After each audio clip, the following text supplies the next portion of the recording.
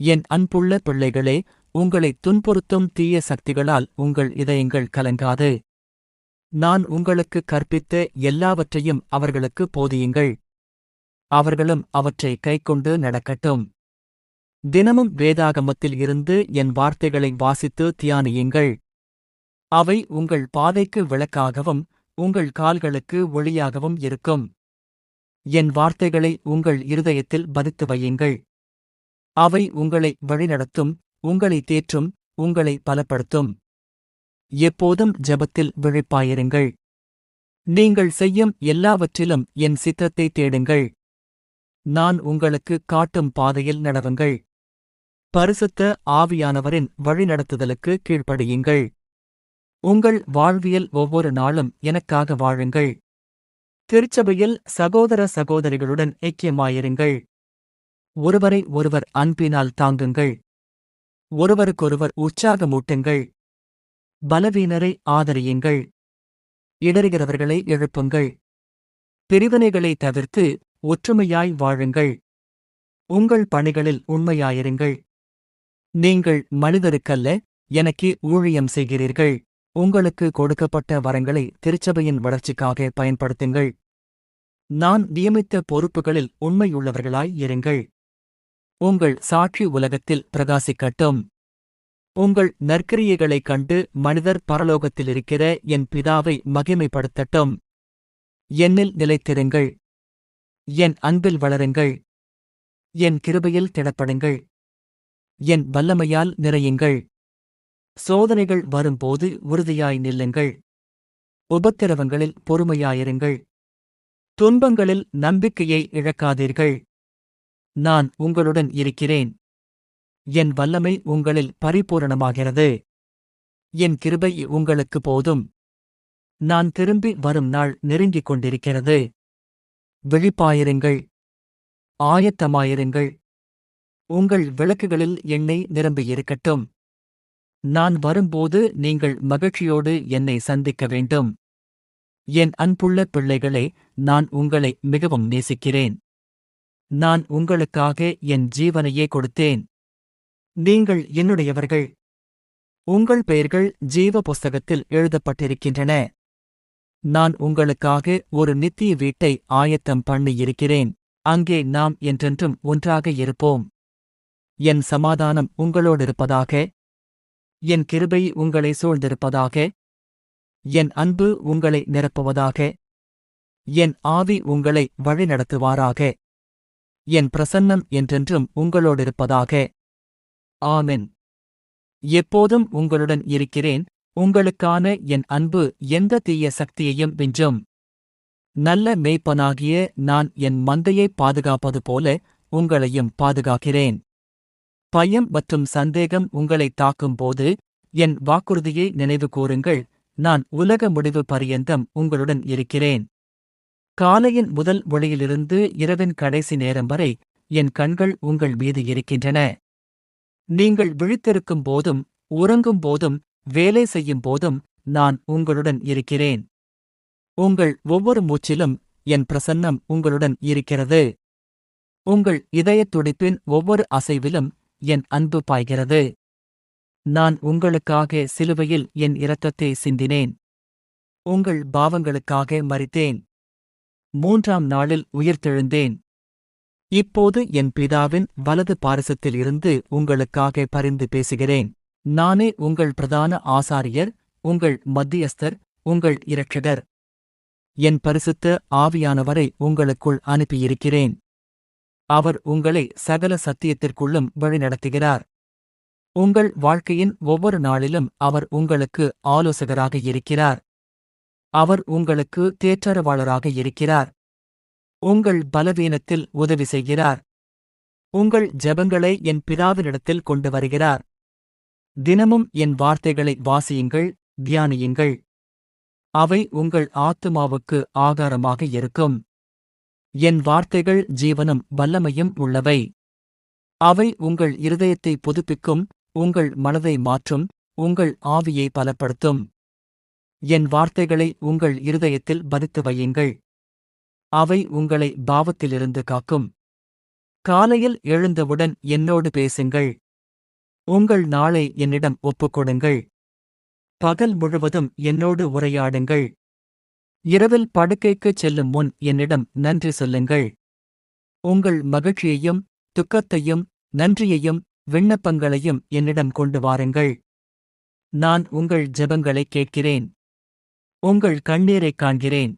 உங்கள் தேவைகளை சந்திப்பேன். ஞாயிறு தோறும் திருச்சபைக்குச் சென்று சகோதர சகோதரிகளுடன் இணைந்து என்னை துதியுங்கள்.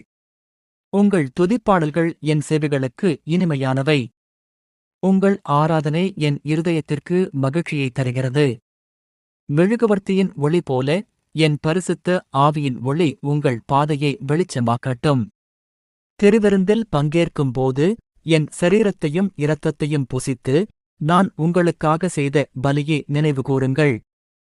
உங்கள் வாழ்க்கையில் சோதனைகள் வரும்போது நான் உங்களுடன் இருக்கிறேன். துன்பங்கள் சூழும்போது உங்களை தாங்கிக் கொள்கிறேன். நீங்கள் பலவீனமாக இருக்கும்போது என் பலத்தை தருகிறேன். நீங்கள் தனிமையில் இருக்கும்போது உங்களுக்கு தோழனாக இருக்கிறேன். உங்கள் பாதை கடினமாக இருக்கும்போது என் கரங்களில் உங்களை தூக்கிச் செல்கிறேன். நீங்கள் பாவம் செய்துவிட்டு மனந்திரும்பி என்னிடம் வரும்போது நான் உங்களை மன்னிக்கிறேன். என் இரத்தம் உங்கள் பாவங்களைக் கழுவி சுத்திகரிக்கிறது. நீங்கள் புதிய சிருஷ்டியாக மாறுகிறீர்கள். பழையவை ஒழிந்து போகின்றன, எல்லாம் புதிதாகின்றன. உங்களை மீண்டும் என் நேசகுமாரராக குமாரத்திகளாக ஏற்றுக்கொள்கிறேன். நான் உங்களை என் சொந்த இரத்தத்தால் மீட்டுக் கொண்டேன். நீங்கள் விலையேறப் பெற்றவர்கள். உங்கள் தலையின் முடிகள் கூட எண்ணப்பட்டிருக்கின்றன. என் உள்ளங்கையில் உங்களை வரைந்திருக்கிறேன். உங்களை ஒருபோதும் கைவிட மாட்டேன்.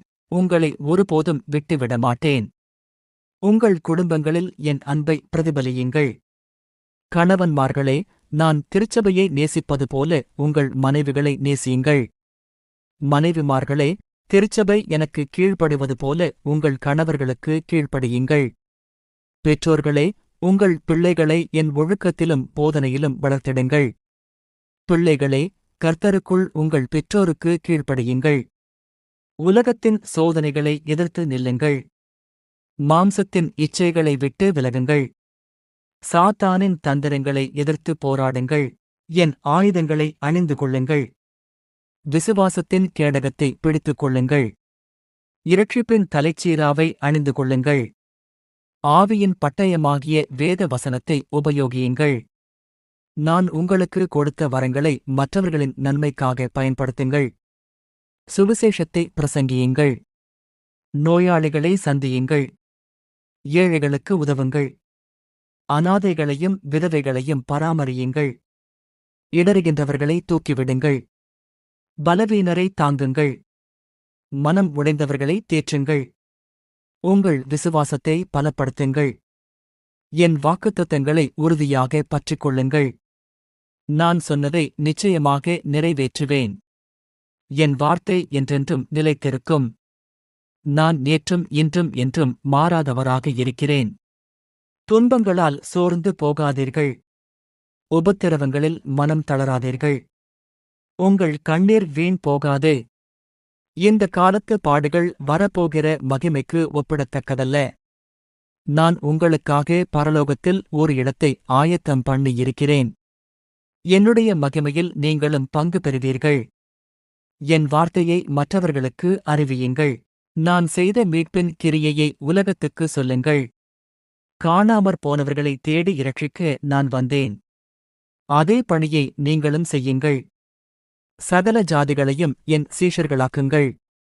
பிதா, குமாரன், பரிசுத்த ஆவியின் நாமத்தினால் நான் உங்களுக்கு போதித்த எல்லாவற்றையும் அவர்களுக்கு கற்பியுங்கள்.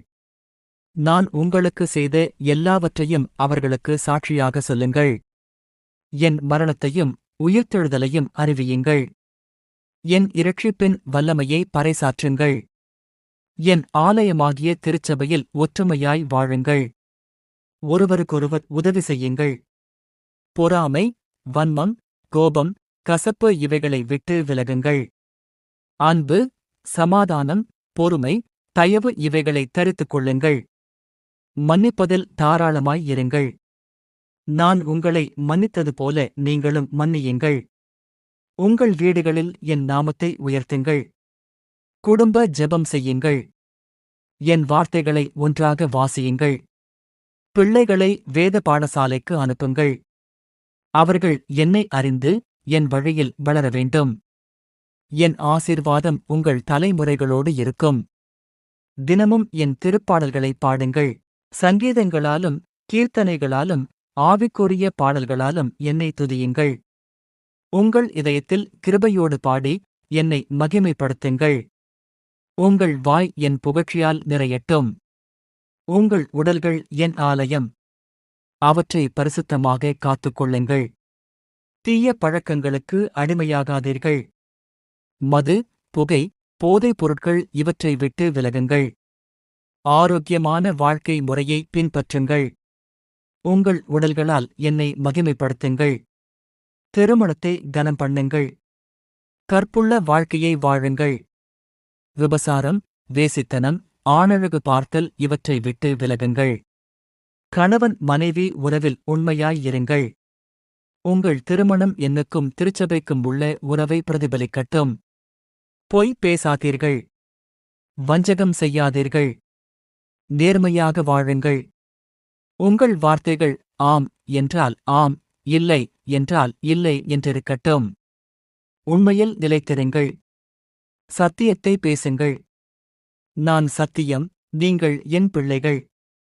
உங்கள் செல்வத்தை என் ராஜ்யத்திற்காக பயன்படுத்துங்கள். 10 ஒரு பாகத்தை காணிக்கையாக கொடுங்கள். ஏழைகளுக்கு உதவுங்கள். மிஷனரிகளை ஆதரியுங்கள். திருச்சபையின் தேவைகளை சந்தியுங்கள். பரலோகத்தில் பொக்கிஷங்களை சேர்த்து வையுங்கள். பாவத்திற்கு அடிமையாகாதீர்கள். சாத்தானின் வலைகளில்